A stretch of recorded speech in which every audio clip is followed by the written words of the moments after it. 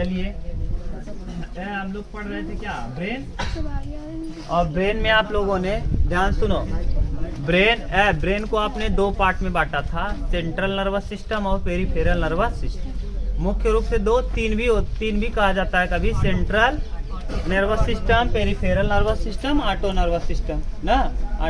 तो ये autonomous nervous system, ये तीनों नाम होता है। तो सेंट्रल नर्वस सिस्टम के दो भाग होते हैं, यही मुख्य होता है, एक ब्रेन, दूसरा स्पाइनल कॉर्ड।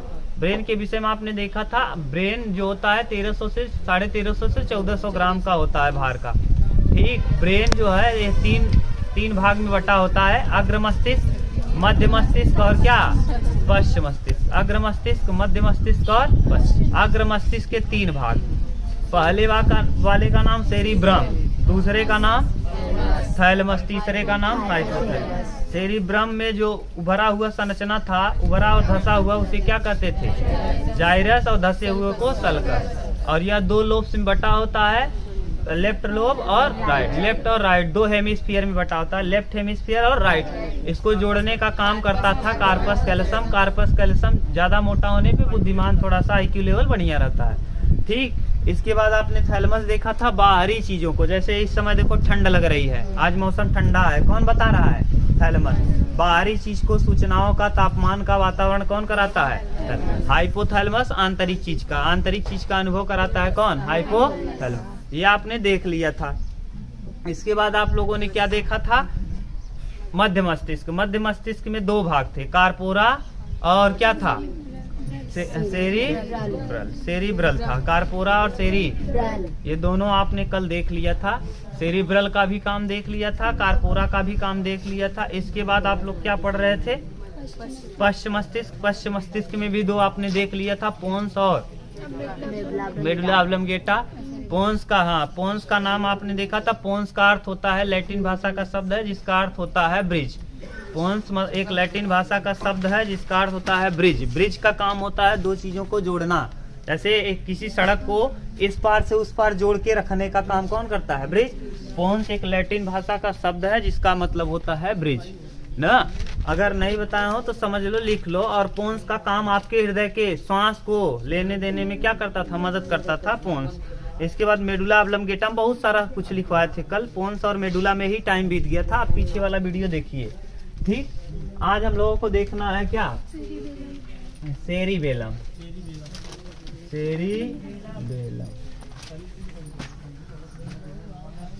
सेरिबेलम ये आपके देखिए, सेरिबेलम को कहा जाता है पश्च मस्तिष्क का सबसे महत्वपूर्ण भाग है ना।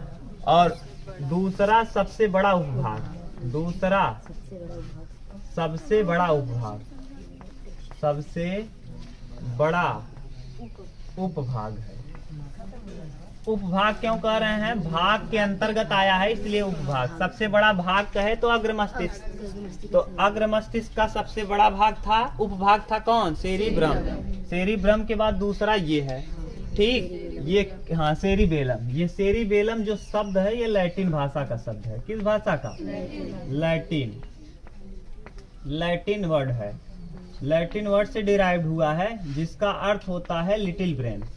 जिसका अर्थ क्या होता है, लिटिल ब्रेन। इसे छोटा मस्तिष्क भी कहते हैं, लिटिल ब्रेन ना। तो सेरिब्रम एक किस भाषा का शब्द है, आपसे पूछा जाए अगर प्रश्न, सेरिब्रम किस भाषा का शब्द है, लैटिन। ये पूछेगा नहीं, लेकिन ये पूछता है लिटिल ब्रेन किसे कहते हैं, सेरिब्रम को। लिटिल ब्रेन किसे कहते हैं, सेरिब्रम। आप याद करो, पोन्स जो बताए थे, पोन्स, ये पोन्स जो था, ये पोन्स के लाओ, वहां से देखो है इमेज, पोन्स आप लाए हो इंग्लिश वाली। ये जो पोन्स है, ये पोन्स का अर्थ होता है, ये भी लैटिन भाषा का ही शब्द है। पोन्स भी किस भाषा का शब्द है, जिसका अर्थ होता है ब्रिज, BRIDGE, ब्रिज। जैसे सड़क पे ये ब्रिज मान लो है, तो इस तरफ से इस तरफ सड़क की स्थिति को बनाए रखने का काम कौन करता है, ब्रिज। तो ब्रिज का काम होता है सड़क को दोनों ओर जोड़ के रखने का। तो यह सेरिब्रम भी, पोन्स भी लिटिल ब्रेन यानी सेरिबेलम को जोड़ के रखने का काम करता है। देखो वहां है, लाओ, इसमें कम अच्छा दिखेगा, उसमें बढ़िया दिखेगा। ये देखो ध्यान से, ये देखो पोन्स है, यहाँ लिखा भी है पोन्स। ये देखो पोन्स को, ये पीछे वाले चीज को जोड़ के रखने का काम कौन कर रहा है? यही पोन्स। यानी सेरिबेलम को, ये सेरिबेलम कितने हेमिस्फीयर में है? 2। जैसे ये पोन्स है, मान लो ये पोन्स इस तरफ वाला और इस तरफ, ये दोनों हेमिस्फीयर है। किसका? ये पहला हेमिस्फीयर है, दूसरा कौन सा? सेरिबेलम का 2 हेमिस्फीयर में बट गया, 2 लोब्स में, एक लेफ्ट लोब और एक राइट। लेफ्ट लोब और राइट, समझ रहे हो ना? लेफ्ट और राइट में बटा है। इसको जोड़ने का काम कौन कर रहा है? बीच में कौन है? पोन्स। इसीलिए पोन्स को क्या कहते हो? पोन्स किस भाषा का शब्द है? लैटिन, जिसका अर्थ क्या होता है? ब्रिज। तो ब्रिज इसीलिए कहते हैं क्योंकि इसके लेफ्ट लोब और राइट लोब को जोड़ने का काम कौन करता है? पोन्स। तो ये कितने लोब्स में बटा होता है सेरिबेलम? 2। सेरिबेलम कितने लोब्स में? 2 लोब्स में। तो हम लिख रहे हैं सेरिबेलम जो है यह 2 लोब्स में बटा होता है, 2 लोब्स। सेरिबेलम 2 लोब्स में, TWO, 2 लोब्स। और इसी को कहते हैं हेमिस्फीयर, 2 हेमिस्फीयर, 2 हेमिस्फीयर, हेमिस्फीयर। अब हेमिस्फीयर किसे कहते हैं अब आप समझ लो। 2 लोब्स लिख दो, और अच्छा लोब्स नहीं लिखना, 2 हेमिस्फीयर। ये सेरिबेलम कितने हेमिस्फीयर में बटा है? 2 हेमिस्फीयर, 2 हेमिस्फीयर। पहले हेमिस्फीयर का मतलब समझ लो। जैसे ये देखो पूरा गोला है, ये गोले को हम कहते हैं स्फीयर। अगर गोले को हम 2 भाग में बांट दें तो उसी को कहा जाता है क्या? जैसे इसी में अब देखो इसको काट दिए और काट करके हटा दें और फिर अब इसको ऐसे जोड़ दें तो ये है हेमिस्फीयर, अर्धगोला, हेमिस्फीयर। तो हेमिस्फीयर का मतलब अर्धगोला, हेमिस्फीयर का मतलब तो जो ब्रेन है यानी दिमाग, ये कितने 2 अर्धगोले में बटा है। अर्धगोला यहाँ क्यों लगा रहे हैं? क्योंकि 3D आकृति है। 3D आकृति का मतलब अगर हम इसको ब्रेन को इस पे रखेंगे तो चिपकेगा नहीं, जैसे चूड़ी चिपक जाएगा और ब्रेन इस पे चिपकेगा नहीं, बाहर निकला रहेगा। तो इसीलिए हेमिस्फीयर। कितने हेमिस्फीयर में? 2। कौन कौन हेमिस्फीयर में? लेफ्ट और राइट। लेफ्ट वाले में और राइट में। तो लेफ्ट राइट में बटा होता है। कौन बटा होता है? और इनको जो लेफ्ट राइट को बीच में, जैसे ये मान लो लेफ्ट है और ये राइट है, इनको बीच में जो फोल्डिंग है, जोड़ने का काम करता है। तो दोनों हेमिस्फीयर को जोड़ने का काम जो करता है वर्मिस कहलाता है। जो जोड़ता है उसका नाम है वर्मिस, वर्मिस। जैसे याद करो सेरिब्रम था, सेरिब्रम को जोड़ने का काम कार्पस कैल्शियम करता था। वैसे ही यहाँ दोनों हेमिस्फीयर को जोड़ने का, लेफ्ट और राइट दोनों को जोड़ने का काम कौन करेगा? वर्मिस। वर्मिस जोड़ने का काम करेगा और इनमें सूचनाओं को लाने के लिए कौन ब्रिज का काम करेगा? कौन से इसमें ब्रिज का काम। कहीं दिक्कत हो तो बोलो। नहीं, ये देखिए ये काम क्या करता है, ये बहुत तेजी से एक्यूरेसी को मेंटेन करता है। एक्यूरेसी, एक्यूरेसी, एक्यूरेसी को बनाता है, आप ध्यान से सुनना, ये बहुत महत्वपूर्ण चीज लिख रहे हैं। जैसे आप कभी आइस पाइस खेले होंगे तो आइस पाइस में आप ऐसे ऐसे करके चलते हैं अपना बैलेंस बना के, आंख पे पट्टी बनी हो या फिर आंख मूंद लो तब भी हम चल रहे हैं अपना, किस वजह से? सेरिबेलम। सेरिबेलम ही है जो हमको बता रहा है यहाँ पैर इतने ऊंचाई पे रखिए, इतने आप पैर को टच करके, जमीन को टच करके तब चल रहे हो। तो कौन बैलेंस बना रहा है? यही है, यही क्या है? सेरिबेलम। देखो दिक्कत क्या हो जाता है, जैसे आप नाच रहे हो, नाचने में एक्यूरेसी का मतलब नाचने कूदने में, नाचने में। जैसे कोई भी डांसर बढ़िया से डांस कर रहा है, किसकी वजह से? सेरिबेलम की वजह से। किसकी वजह से? कूद रहे हो कहीं से, कूदने में कौन मदद करता है? सेरिबेलम। और शराब पीने पर, शराब पीने पर सेरिबेलम खराब नहीं होता, सेरिबेलम काम करना कुछ समय के लिए। तो ऐसी स्थिति में आपको पैर कहाँ रखोगे? ना इधर उधर पूरा देखते हो कि नहीं? फिर कहाँ कतौ नाला में पड़ा है, कतौ पड़ गया है, कहीं गिर गए, बैलेंस नहीं बना पाया। यानी शराब पीने पर बैलेंस क्या हो जाता है? बिगड़ जाता है। किस वजह से? सेरिबेलम काम करना बंद कर देता है कुछ समय के लिए, जिस वजह से शराबी आराम से कहीं भी लोटपोट मिलेगा आपको, और पीने के बाद उसका एक पैर इधर तो दूसरा पैर उधर पड़ता रहता है। तो किस वजह से? सेरिबेलम। समझ गए? तो सेरिबेलम और यहाँ देखिए सेरिबेलम का ही काम और भी है ना। हाँ यह लोब्स, हाँ 3 लोब्स का बना होता है। अगर इसको लोब्स पूछ ले कितने लोब्स का बना है तो 3 लोब्स का। कितने लोब्स में बटा होता है यह भी 3 लोब्स में बटा होता है। एक का नाम है सबसे बड़ा लोब पीछे, पहले वाले लोब का नाम एंटीरियर, दूसरे का नाम पोस्टीरियर ना, एंटीरियर पोस्टीरियर, और चौथे का नाम प्रोक्यूलो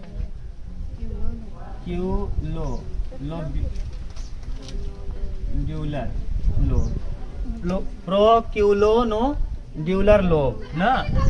अरे सही लिखे हैं, प्रोक्यूलोनो ड्यूलर लोब। ये 3 लोब्स में, ये तीसरा लोब इधर लिख दिए हैं ये ना। आप इतना मत देखो, ये प्रोक्यूलोनो ड्यूलर लोब, यही जो लिखे हैं एकदम सही लिखे हैं, घबराओ मत आप। ये एंटीरियर पोस्टीरियर प्रोक्यूलोनो ड्यूलर लोब ना। ये तीसरा, पहला और दूसरा इम्पोर्टेंट, तीनों इम्पोर्टेंट ही है। आपको इतना जानना नहीं है 3 लोब्स में बटा हो तो इतना जान लो बस। कितने लोब्स में? 3, पहला दूसरा तीसरा।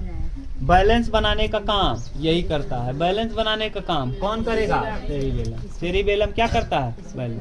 अब देखो फोल्डिंग तो पाया जाएगा। फोल्डिंग क्या करेगा? न्यूरॉन को ज्यादा रखेगा भर के ना। फोल्डिंग जैसे उसमें फोल्डिंग कर रहा था, फोल्डिंग नहीं रहेगा ब्रेन में ना, तो फिर न्यूरॉन की संख्या कम, क्योंकि न्यूरॉन ही सेल है। ब्रेन का सबसे बड़ा सेल कौन होता है? न्यूरॉन। सेल अगर नहीं होता, न्यूरॉन में विभाजन भी नहीं होता। न्यूरॉन जितने ज्यादा मात्रा में रहेगा उतना अच्छे से सूचनाओं का क्या होगा? आदान प्रदान। अगर ये फोल्डिंग में रहेगा, कई फोल्ड में, या कैसा फोल्डिंग में रहता है अगर आप देखना चाहो ना तो क्रीम ढोल आपने देखा है? क्रीम ढोल, क्रीम ढोल, क्रीम रोल है, अच्छा जो भी रोल नाम है, क्रीम रोल। क्रीम रोल जो ऐसे करके रखता है, ऐसे करके, ऐसे शंकु के आकार का, ये शंकु के आकार का, इसमें मलाई टाइप व्हाइट कलर का भरा रहता है ऐसे ना। आप 15 रुपए का आता भी है क्रीम रोल। अरे 25, 5, 15, पहले 15 का आता था। ये ऐसे करके उभरा हुआ फोल्डिंग ऐसे दिखेगा इसके ऊपर, बिल्कुल सेम वैसे क्रीम रोल की तरह दिखता है। कौन? ये, ठीक, ये एकदम बिल्कुल सेम वैसे ही दिखेगा। कौन? सेरिबेलम। सेरिबेलम को अगर आप देखना चाहो तो क्रीम रोल देख लो, बिल्कुल वैसे, लेकिन वो लोब्स में बटा होता है। तो ये ज्यादा देखो फोल्डिंग है कि नहीं, बगल बगल में। तो फोल्डिंग इसलिए है क्योंकि इसमें ज्यादा न्यूरॉन क्या हो सके? पैक। तो ये फोल्डिंग में रहेगा जिससे ज्यादा न्यूरॉन पैक हो सके। यह किसमें होता है? फोल्डिंग में। और इस फोल्डिंग को फोलिया कहते हैं। क्या कहा जाता है? इस फोल्डिंग का नाम होता है फोलिया। ये फोल्डिंग फोलिया क्यों भगवान ने बनाया? क्योंकि इसमें ज्यादा न्यूरॉन पैक हो सके। तो ज्यादा न्यूरॉन पैक हो सके, ज्यादा न्यूरॉन पैक हो सके, इसीलिए पैक हो सके। ठीक, अब देखिए जब ये गड़बड़ होता है ना, ये 2-3 चीजें गड़बड़ हो जाएगा। जैसे आपका ये गड़बड़ हुआ सेरिबेलम, तो आप देखते होंगे कोई आदमी जैसे बेचारा चल नहीं ठीक से पाता, ऐसे ऐसे गर्दन, ऐसे पूरा गर्दन में पट्टा अट्टा लगा लेगा, इसे रखेगा पैर ना। उसको दो चीजें दिक्कत हो जाती है। ट्यूमर बीमारी है और इसकी भी दिक्कत हो जाती है। शराब पीने तो आपको बता दिए, इसमें टेस्ट करता है डॉक्टर। अगर आपका ये दिक्कत हुआ है ना तो पैर ठीक से नहीं पड़ता। किसी को आपने गांव में देखा होगा, पकड़ के बेचारे को, लकवा के अलावा पकड़, लकवा नहीं रहेगा, वो लकवा मारेगा तब तो पूरा काम ही करना बंद कर देता है अंग। अगर भयानक वाला मार दिया तो फिर काम करना बंद। जैसे कभी कभी आपने देखा होगा आदमी चलता तो रहता है बैसाखी के सहारे, लेकिन उतना अच्छे से पैर धीरे धीरे करके रखता है, ऐसे ऐसे करके। लाठी की नहीं, आता है बेंच, ऐसे करके आता है खपाची, ये पकड़ लेगा यहाँ और रख के चलेगा बेचारा धीरे धीरे, समझ गए? पैर और टूटने पे भी लगता है। तो यही होता है। तब डॉक्टर आपका चेक करेगा आई टू नोज टेस्ट। क्या करता है? आई टू नोज टेस्ट लिखवाए होंगे, देखो। हाँ, nose to finger test, nose to, अरे वही है नोज टू फिंगर टेस्ट। अभी हम बता रहे हैं नोज टू फिंगर टेस्ट। ये कौन करता है? डॉक्टर। आप खुद भी कर सकते हो, आप खुद भी कर सकते हो। अगर कोई आओ इधर तो बता दे हम कैसे करना है। आओ बच्ची तुम इधर आओ, तुम आ जाओ, आ जाओ। देखो आप अपने हाथ को ऐसे रखो बस ना, यहाँ दिख रहा है कैमरे में? और इधर बच्ची नहीं, हमको दिखना चाहिए बस, ठीक है। अंगुली दिख रहा है इसका? इसकी अंगुली देखो, इसकी अंगुली है ना। अगर हमारा नोज टू आई टेस्ट ये सेरिबेलम सही रहेगा तो देखो हम बार बार वहां रखेंगे, यहाँ रखेंगे, एकदम हमारा पड़ता रहेगा नाक पे। अगर गड़बड़ हुआ तो देखो हम नाक पे देख रहे हैं क्या, नाक को अपने नहीं, लेकिन बार बार हमारे नाक पे हमारी अंगुली आ रही कि नहीं? हम जाए जहाँ देखते रहे, अंगुली आ रही किस पे? नाक पे। यही कहलाता है कौन सा test? Nose to finger test. यानी हम अपनी अंगुली को ले लें और अगर हम इस पे रख के देखते रहें, अगर बार बार नाक पे जा रहा है इसका मतलब हमारा क्या सही है? अगर हाँ, अगर ये सही नहीं रहेगा तो आप जैसे हम लगातार रख ले रहे हैं ना, तो इस पे नहीं आएगा, इधर उधर हो जाएगा। तो समझ जाइएगा आपका क्या गड़बड़ है। अगर किसी को प्रॉब्लम है पैर ओर से या फिर कोई दिक्कत है तो पहले आप इस टेस्ट को करवा सकते हैं घर पे ही। क्या करवाइए? ऐसे कह दीजिए आप करिए ना, जो हाथ जैसे हिलता डुलता रहेगा उसके लिए नहीं कराना है, उसका तो बेचारे का हिल डुल रहा है, इधर है उधर जाएगा, फिर भी उसका सही पड़ेगा। अगर ये सही होगा ना तब भी माने वो धीरे से आएगा, ये नहीं जैसे ऐसे हिलता उलता आएगा धीरे धीरे, लेकिन टच करेगा। ये बात नहीं है कि नहीं टच कर पाएगा, टच जरूर करेगा। समझ गए? तो ये क्या कहलाता है? Nose to finger test. यानी नोज से किस पे? फिंगर पे। नोज से फिंगर। ये नोज टू फिंगर टेस्ट तब करता है जब आपका बैलेंस में गड़बड़ हो, कोई नाचने गाने में दिक्कत हो, नाच रहे हो जैसे आप नाच ठीक से नहीं पा रहे हो, इधर उधर हो जा रहा है, गिर जा रहे हो लड़खड़ा के, तो ये सब क्या है? किसकी वजह से? सेरिबेलम। आज आपका ब्रेन हुआ क्या? कंप्लीट। ब्रेन का सब पार्ट जितना भी था हमने सब कंप्लीट कर दिया। अब आप लोग लिखिए क्या? अगला स्पाइनल कॉर्ड। इतना उतार लो। चलो शांत रहो। देखो अभी आपने देख लिया, बात मत किया करो। अभी आपने देखा कि सेरिबेलम जो किसका काम करता है? बैलेंस बनाने का। किसका काम? किस मस्तिष्क का भाग है? पश्च मस्तिष्क का। यही सब दिमाग नहीं लगाओगे तो फिर दिक्कत होगी। पश्च मस्तिष्क का भाग है। पश्च मस्तिष्क के 3 भाग, पोन्स था, मेडुला ऑब्लोंगेटा था और सेरिबेलम बैलेंस बनाता है। शराब पीने पर यही थोड़ा सा प्रॉब्लम में आ जाता है, जिस वजह से आदमी का बैलेंस नहीं बनता, पैर इधर का उधर पड़ने लगता है। यह नाचने कूदने में भी मदद करता है, जिससे आसानी से आदमी क्या कर सके। चाहे जो पैर आप एकदम सही स्थान पे रखो, इसके लिए कौन जिम्मेदार है? सेरिबेलम। माने बैलेंस बनाने का काम एक्यूरेसी के साथ, यानी एकदम एक्यूरेट आप रख सको। अगर एक्यूरेट नहीं रख पाओगे तो इसका मतलब सीढ़ी से बहुत तेजी से आ रहे हो, पता चला अगर सूचना का आदान प्रदान ठीक से नहीं हो तो सड़क के गिर जाओगे। तो ये बैलेंस बनाता है। यह कितने लोब में बटा होता है? 3। कितने लोब्स में? 3। एंटीरियर, पोस्टीरियर और हाँ वो बड़ा वाला याद करना अपना ना, बहुत बड़ा दी। हाँ इसके बाद यह 2 हेमिस्फीयर में बटा होता है, लेफ्ट हेमिस्फीयर और राइट। इसको जोड़ने का काम वर्मिस करता है। कौन? वर्मिस। जैसे कार्पस कैल्शियम उसको जोड़ रहा था, यहाँ वर्मिस जोड़ेगा। और आपने इसमें देख लिया कि यह फोल्डिंग होता है, फोल्डिंग्स में बटा होता है, जिस फोल्डिंग को आप फोलिया कहते हो। फोल्डिंग, ज्यादा फोल्डिंग होने से क्या लाभ है? न्यूरॉन ज्यादा पैक हो पाएगा, न्यूरॉन ज्यादा पैक होगा, ज्यादा न्यूरॉन पैक होने से ज्यादा फोल्डिंग बनता है। ठीक। और दूसरी बात, यह पोन्स के आगे होता है, पोन्स के पीछे। पोन्स आगे है और जस्ट इसी के पीछे होता है यह दूसरा सबसे बड़ा उपभाग होता है, पोन्स के पीछे होता है। पोन्स इसको दोनों हेमिस्फीयर को जोड़ के रखता है, जिस वजह से पोन्स का लैटिन में नाम है ब्रिज, और इसका लैटिन में क्या नाम है? Little brain. इसका लैटिन में नाम है लिटिल ब्रेन और पोन्स का लैटिन में नाम है ब्रिज। तो ब्रिज का काम कर रहा है किसको जोड़ने में? सेरिबेलम को। सेरिबेलम के लेफ्ट और राइट को जोड़ने का काम पोन्स करता है, इसीलिए पोन्स में को लैटिन भाषा में ब्रिज कहते हैं। ठीक, ये आप देख लिए। आपका आज खत्म हुआ कौन सा? ब्रेन। देखिए आपने सेंट्रल नर्वस सिस्टम पढ़ना चालू किया था। सेंट्रल नर्वस सिस्टम 3 था। Central nervous system, central nervous system, central nervous system, और उसके बाद पेरिफेरल नर्वस सिस्टम और ऑटोनॉमल नर्वस सिस्टम। तो सेंट्रल नर्वस सिस्टम आपने 2 पार्ट में पढ़ना चालू किया था, एक था ब्रेन और दूसरा पार्ट था स्पाइनल कॉर्ड। ब्रेन के विषय में आप आज सब कुछ देख लिए। ब्रेन के विषय में जो भी चीजें थी सब कंप्लीट। अग्र मस्तिष्क, मध्य मस्तिष्क, पश्च मस्तिष्क, तीनों ब्रेन के तीनों भाग आपने देख लिया, अग्र, मध्य और क्या पश्च। मध्य मस्तिष्क भी देख लिया और पश्च मस्तिष्क भी। अग्र मस्तिष्क के कितने भाग थे? 3 भाग। अग्र मस्तिष्क के 3 कौन कौन? सेरिब्रल, सेरिब्रल, ब्रम, cerebrum, hypothalamus, thalamus, hypothalamus, thalamus, hypothalamus, hypothalamus. ठीक, इसके बाद इसका मध्य मस्तिष्क का 2 भाग, सेरिब्रल, सेरिब्रल, ब्रल है इस बार ना, और दूसरे का नाम हाँ कारपोरा पेंडिकल, कारपोरा, अरे बस कारपोरा क्वाड्रिजेमिना। और तीसरे में 3 pons, pons, medulla oblongata, medulla और सेरिबेलम, सेरिबेलम।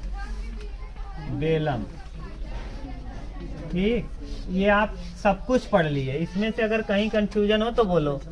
ये आप सब देख लिए। अब हम लोगों को पढ़ना है स्पाइनल कॉर्ड। स्पाइनल कॉर्ड देखिए इसी भाग से निकलता है, मेडुला के जस्ट पीछे। मेडुला के जस्ट पीछे क्या होता है? Spinal cord. इसे मेरुरज्जु कहते हैं, हिंदी में मेरुरज्जु, मेरुरज्जु, मेरुरज्जु या मेरुरज्जु या सुषुम्ना कहते हैं, सुषुम्ना, सुषुम्ना। ये देखिए कहाँ होता है, अगर आपसे पूछ ले तो आप बताएंगे किसके पीछे? मेडुला के पीछे, मेडुला के पीछे, मेडुला के, तो यह मेडुला के पीछे होता है। और आपका जो रीढ़ की हड्डी है ना, इस रीढ़ की हड्डी के बीचों बीच जाता है, ये स्पाइनल कॉर्ड है। यह क्या है? Spinal cord. स्पाइनल कॉर्ड माने रीढ़ की हड्डी में खोखली जगह है, और रीढ़ की हड्डी पढ़ना पड़ेगा हम लोगों को। रीढ़ की हड्डी क्यों पढ़ना पड़ेगा? क्योंकि रीढ़ की हड्डी जब आप पढ़ोगे तब उसी में से ये घुस के गया है। तो रीढ़ की हड्डी जो होता है ना, लेयर, कई लेयर का बना होता है, कई फोल्डिंग का, कई लेयर का। देखो किसको बुला रही, कई लेयर का बना होता है। कई लेयर बनाने का मतलब क्या है? ध्यान से सुनो, ऐसे ऐसे ऐसे ऐसे। अब बताओ रीढ़ की हड्डी कई लेयर का क्यों बना होगा, इसका मतलब समझो। जैसे बांस है, ध्यान से सुनो, जैसे ये बांस है मान लो। अब बताओ अगर पोल यहाँ यहाँ रहे तो ज्यादा मजबूत होगा कि अगर पोल सटा सटा रहे? अगर बांस आप जानते हो ना, तो बांस अगर पोल सटा सटा रहे तब ज्यादा मजबूत होगा कि पोल दूर दूर हो तब?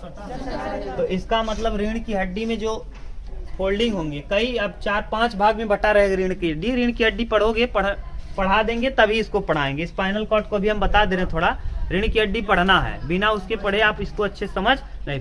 तो उसको जब हम लोग देखेंगे रीढ़ की हड्डी, तो उसी के अंदर से ये तार गया है। जैसे आप लोग यहाँ वायरिंग कराते हैं तो ऐसे करके पट्टी लगती है, उसी पट्टी के अंदर से कौन जाता है? तार, जिससे ऊपर वाली पट्टी, उससे अगर पट्टी टूटे भी अंदर तार सुरक्षित रहे, कोई मूस ना काटे, चूहा हुआ ना काटे, ठीक, यानी बच जाए। तो बस यही काम करता है। और यानी नजदीक नजदीक इसलिए रहता है क्योंकि इसको फोल्डिंग में जोड़ के रखे और मजबूत रहे ये, ठीक। तो ये काम है।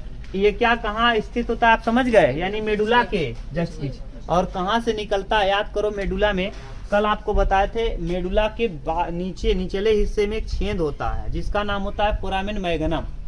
इस मेडुला के पीछे छेद होता है, इस छेद का नाम कल बताए थे फोरामेन मैग्नम। इसी फोरामेन मैग्नम से निकलती है क्या? रीढ़ की हड्डी। अब रीढ़ की हड्डी क्या करोगे? यहाँ देखो दिख रहा है ये देखो कई लेयर में देख रहे हो। ये देखो, ये 1 2 3 ऐसे देखो, छोटा छोटा छोटा। ये देखो गोला सा ये है, फिर ये है, फिर ये देखो पोल की तरह है कि नहीं? और पोल नजदीक नजदीक है कि दूर दूर? क्यों नजदीक नजदीक है? मजबूती ज्यादा हो, क्योंकि पूरा यही सोचो टाइट होके आप चल रहे हो। अगर रीढ़ की हड्डी टूट जाए ऐसे लटक जाए, है कि नहीं? यानी रीढ़ की हड्डी से ही आप क्या हो? एकदम टाइट। तो ये फोल्डिंग नजदीक नजदीक इसीलिए भगवान ने बनाया कि ये क्या हो, बहुत मजबूत हो। ये 5 भाग में होता है, कल हम लोग 5 भाग देखेंगे, तब क्लियर होगा आपको क्या क्या है, लंबर क्या है, सर्वाइकल क्या है, सब देखेंगे, ठीक। तब आपको क्लियर हो जाएगा कि इसी के अंदर से कौन गया है, ये स्पाइनल।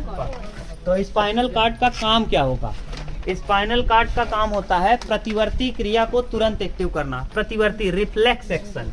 किस क्रिया को, रिफ्लेक्स एक्शन, रिफ्लेक्स एक्शन, प्रतिवर्ती क्रिया। अब रिफ्लेक्स एक्शन किसे कहते हैं, प्रतिवर्ती क्रिया जो तुरंत घटित हो जाए, सोचना ही नहीं है, तुरंत का तुरंत। कांटा आपको टच हुआ, तुरंत आपका पैर क्या होता है, जैसे ही कांटे के सामने आपका पैर गया, हाथ गया, तुरंत। जैसे हम यहीं चढ़ रहे हो और यहीं कुछ पड़ा हो, ऐसे तुरंत हमारा हाथ हटेगा कि टाइम लगेगा, तुरंत। जैसे ही आपको गर्म चाय लगे, गर्म चाय आपने छुआ, तुरंत छोड़ देते हो कि पकड़ते हो, तुरंत। ठंडा लगा, तुरंत छूटा, यानी क्या है ये, अरे चाय गर्म है तब, और ठंडा मान लो कोई है तब भी हट जाएगा। बहुत ज्यादा ठंडा है, तुरंत हाथ को क्या करोगे, हटा लोगे। जैसे अभी ठंडी आ रही है, आदमी कोई टच करे, टच छुआ मत करा करे, बहुत ठंड, क्यों, क्योंकि आपको, हाँ, डोंट टच मी ना, ये आ जाएगा कहानी ना, do not disturb, don't touch me, ये दोनों चलेगा। अब करके जैसे ही तुरंत टच हुआ, तुरंत आपका क्या हुआ, हाथ हट गया। जैसे गर्म चाय को आपने छुआ, गर्म कोई चाय है, बहुत ज्यादा हीट है, जैसे ही हाथ पड़ेगा, हाथ तुरंत क्या हो जाएगा, हट जाएगा। यही कहलाती है कौन सी क्रिया, प्रतिवर्ती। तो प्रतिवर्ती क्रिया को कंट्रोल करने का काम कौन करता है, स्पाइनल कॉर्ड एक्टिव हो जाता है। ध्यान से सुनो, स्पाइनल कॉर्ड कब एक्टिव हो जाएगा, जब आप कोई चीज तुरंत देख लें। जैसे तुरंत ही आप कुछ चीज को देख लें, तुरंत का तुरंत एक स्पाइनल कॉर्ड क्या कर देगा, आपके शरीर को एक्टिव, आप भागना चालू करोगे।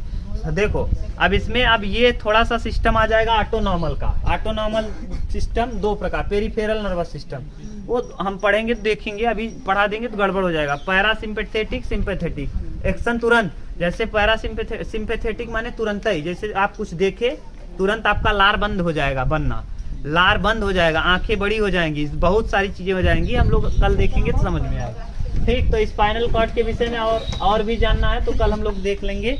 आज बस इतना ही, ठंडी बहुत ज्यादा है ना, कल